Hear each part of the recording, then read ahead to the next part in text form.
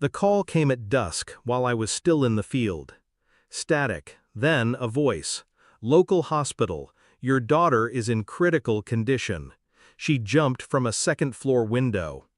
My heart didn't race. It slowed, like the world was narrowing, reducing itself to a single point. Then her voice, faint, carried through the line. Dad, Mom's new husband locked me in.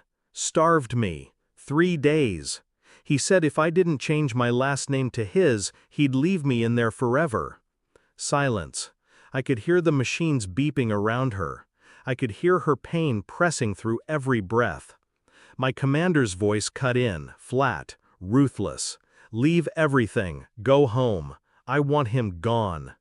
The line went dead, and I stood there in the cold night, hands steady, rage quiet. My war had just changed battlefields. The hospital smelled like bleach and despair.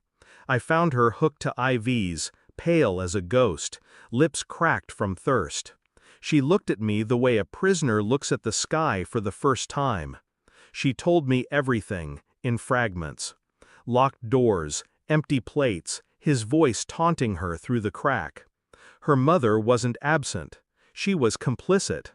The woman I once trusted had stood by while another man tried to erase me from my daughter's blood, from her name, from her life.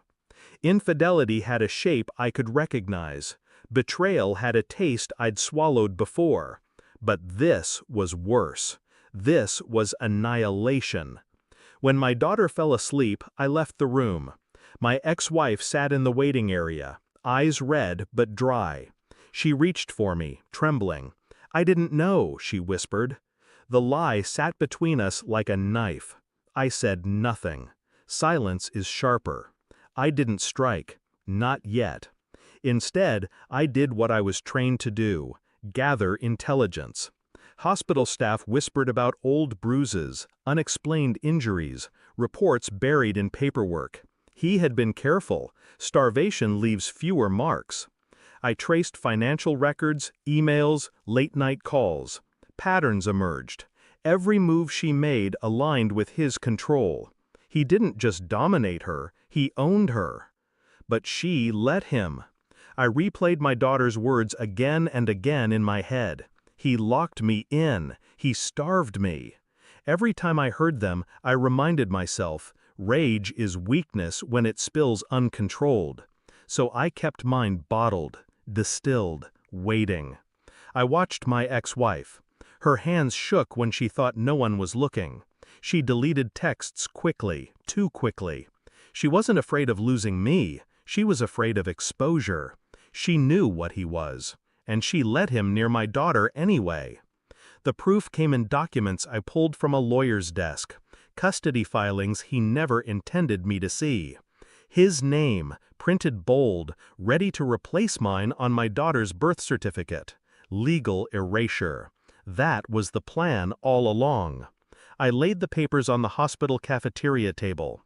She walked in, pale, exhausted, expecting sympathy.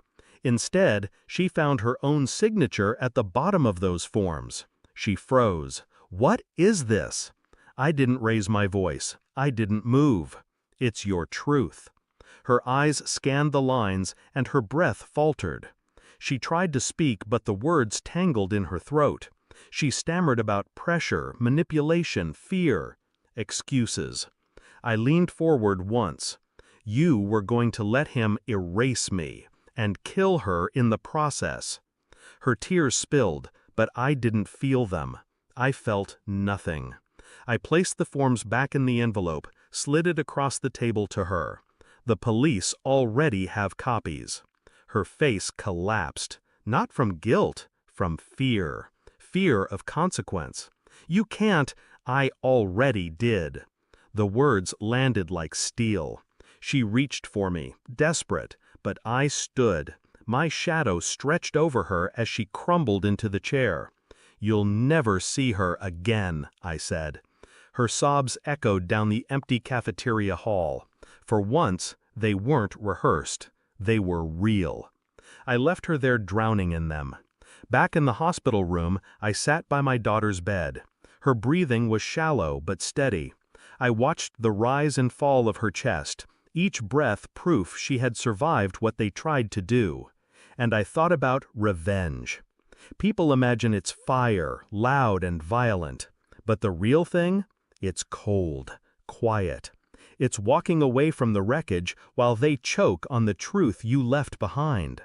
I kissed her forehead, tucked the blanket tighter around her. I realized then I hadn't just ended their game, I had erased them. And for the first time in years, I felt nothing but clarity. The war was over, and I had won.